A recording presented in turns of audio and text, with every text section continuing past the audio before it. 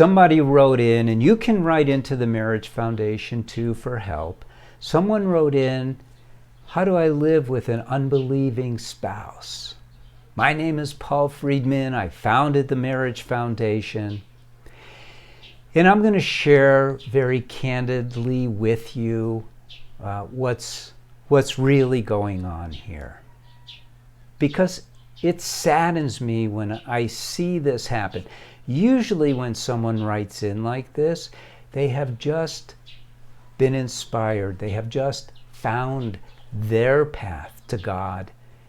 And they are now looking through the eyes of someone who believes, that would be you, who believes, I am on the right path. Why can't my husband or my wife get on it too? Why won't they be receptive? So there's a mixture here going on, and this is true even if it's building up for a while, but there's a mixture here of really wanting to share what you have finally found as the truth, which is selfless and judgment. There's a bit of judgment going on here, isn't there? Where you're saying, I got it, they don't.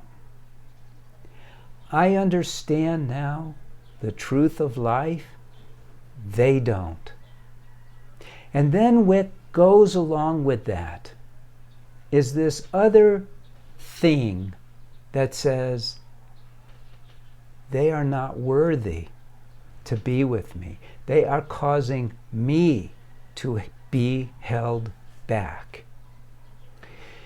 I want to let you know about free will. By the way, our approach to marriage at the Marriage Foundation is always positive. We're always looking for a way to improve things. We don't see issues and problems as things that harm the marriage. We see how we allow them to harm the marriage as being the problem. So you really should subscribe to this channel and learn more about our positive approach to marriage.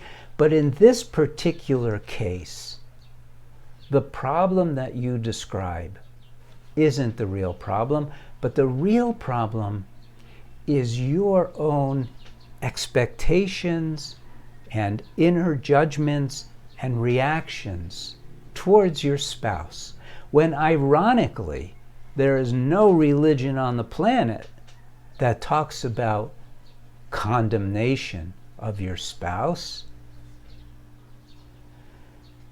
If you follow the dogma of all religions, loyalty is the number one requirement when you're married.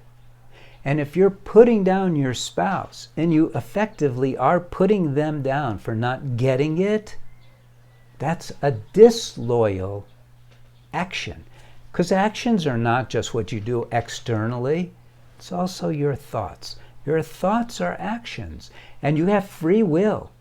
So you're in charge of, literally, you're in charge of controlling your thoughts. I know we don't hear this stuff anywhere, and it saddens me. You know, the whole world of Western psychology is all about making excuses for our behavior, for our feelings, for our thoughts. Oh, I grew up in a bad home, and so I have a bad attitude. Oh, I was really punished when I was a child, so now I have resentment. No, you have free will. And they're wrong. What it always boils down to is the same thing, which is a misuse, or not using at all, your free will.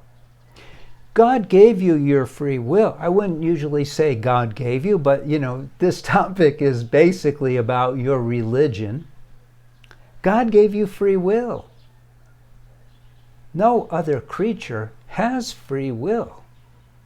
Every other creature is controlled by their environment, controlled by their past experiences, controlled by their instincts. You're not. You have free will. You get to define the thoughts that you will think. You get to change the habits you don't like. You get to change your views on things.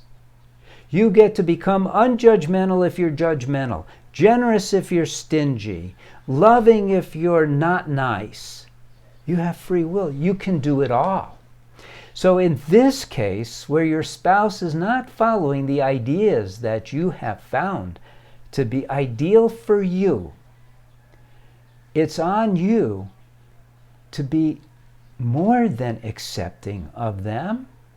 It's on you to give your heart, mind, and soul to them, to love them with everything you got, the same way you love God, and be there for them where they are.